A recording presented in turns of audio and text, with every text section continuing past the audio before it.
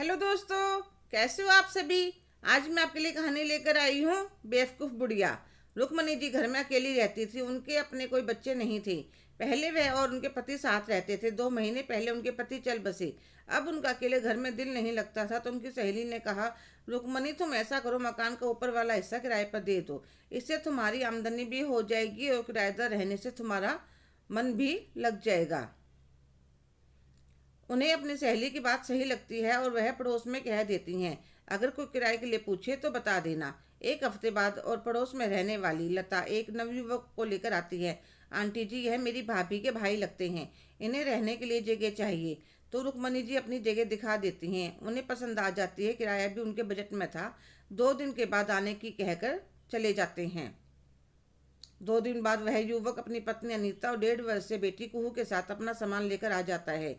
2 दिन में उनका सामान सेट हो जाता है। दोनों पति पत्नी नौकरी करते थे और बच्ची को डे केयर में छोड़ जाते थे। छोटी सी बच्ची बड़ी नटखट और चंचल थी।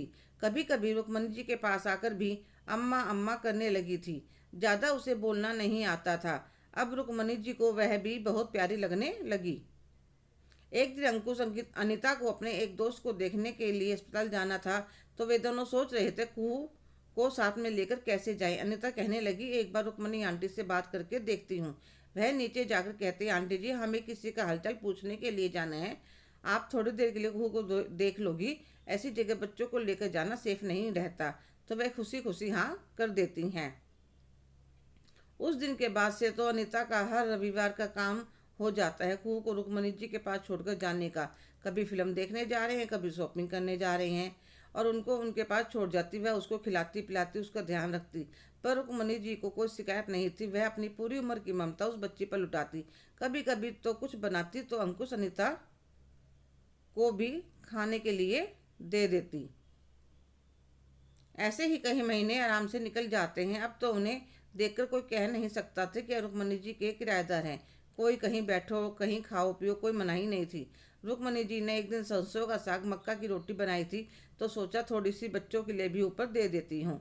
वे ऊपर देने जा रही थी कि अनीता और अंकुश आपस में बात करने लग रहे थे। अनीता अंकुश से कहने लग रही थी, अंकुश, रुक्मणी आंटी तो एकदम बेवकूफ़ हैं। हम इन्हें जैसा चाहें वैसे नचा सकते हैं। बस थोड़ा सा प्यार से बोल पड़ो, देखना तुम थोड़े दिनों में किराया लेना भी बंद कर देंगी। अरे यार, बड़ा अच्छा मकान दिलवाया तुम्हारी जानकार ने।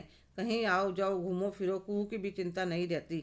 ना उसके लिए कुछ खाने पीने का बनाकर रखना पड़ता है, खुद ही बनाती है, खुद ही खिलाती हैं। रुक्मणी जी उन दोनों की बातें सुनकर नीचे आ जाते हैं। उनकी आंखों से आंसू बह रहे थे। क्या संसार में प्यार का कोई मूल्य नहीं है? कोई किसी को ममता दे तो उसे आज के ज़माने में बेवकूफ़ कहते हैं। थोड़ी देर में वे अपने आप संभल जाते हैं और खाना खा पी कर सो जाते हैं। 2 दिन बाद रविवार को अनीता अंकुश आते हैं। आंटी जी, हमें कुछ सामान लेने के लिए मॉल जाना है। इतने कहूँ अपनी अम्मा के साथ रहेगी। नहीं अनीता बेटा, कभी के बाद की बात अलग होती है। बच्चा तुम्हारा है, जिम्मेदारी भी तुम्हारी है। ऐसे तो तुम्हें हर रोज कभी कहीं जाना आना पड़ेगा। मैं तुम्हारी बच्ची को कब तक संभालूंगी? इसको खाने पीने को भी चाहिए होता है। अब मेरी तो इतनी उम्र हो गई है, मुझसे तो इतनी मेहनत होती नहीं, इसलिए तुम अपने साथ लेकर जाया करो। और हाँ, पिछले हफ्ते तुम 1 किलो बेसन उधार लेकर गई थे, अभी तक वापस नहीं करा। बाजार जा रही हो तो ले आना। अंकुश और अनीता को उनका बोलना थोड़ा अजीब सा लगता है। तो अंकुश कहता है, आंटी जी हमसे कोई गलती हो गई क्या? आप हमसे नाराज हो? नहीं अंकुश बेटा, मैं तुम लोगों से नाराज क्यों होंगी? ना तो तुम मेरे बच्चे हो, ना मेरी जान पहचान वाले, ना रिश्तेदार।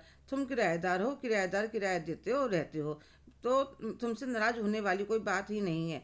इतने में वो पीने के लिए पानी मांगती है, तो वह रुक्मणी की रसोई से पानी लाकर कुहू को पिला देती है। फिर तीनों बाहर आ जाते हैं। बाजार में जाते वनीता अंकुश से कहती है, मुझे लगता है कल आंटी जी ने हमारी सारी बातें सुन ली, इसलिए वे ऐसा व्यवहार कर रही हैं। तो तुम ऐसा कैसे कह सकते हो? मैंने उनकी रसोई में मक्का की रोटी बनी हुई रखी देखी थी। लगता है कल वह ऊपर देने आई थी और हमारी बात सुनकर वापस नीचे आ गई। सच में अंकुश, हमारी होशियारी ने ही हमारा नुकसान करवा दिया। इतना अच्छा मकान सही रेट पर मिला था और कहीं कुछ भी उसे कुछ करो मनाही नहीं थी। कुहू की भी चिंता नहीं रहती थी। घर जैसा माहौल था। अब जल्द ही मकान खाली करवाने के लिए भी कह देंगी। उधर रुक्मणी जी सोच रही थी, किसी को घर में भले ही जगह दे दो, पर दिल में नहीं देनी चाहिए। आजकल बच्चे अपने माँ बाप के ही नहीं होते। तो किसी और को उनसे उम्मीद करना ही बेकार है। हेलो दोस्तों, कैसे हो आप सभी? आज की कहानी आपको कैसी लगी? कमेंट करके ज़रूर बताइएगा। अगर आप मेरे चैनल पर नए हैं तो प्लीज़ लाइक, शेयर, सब्सक्राइब करना ना भूलें। धन्यवाद।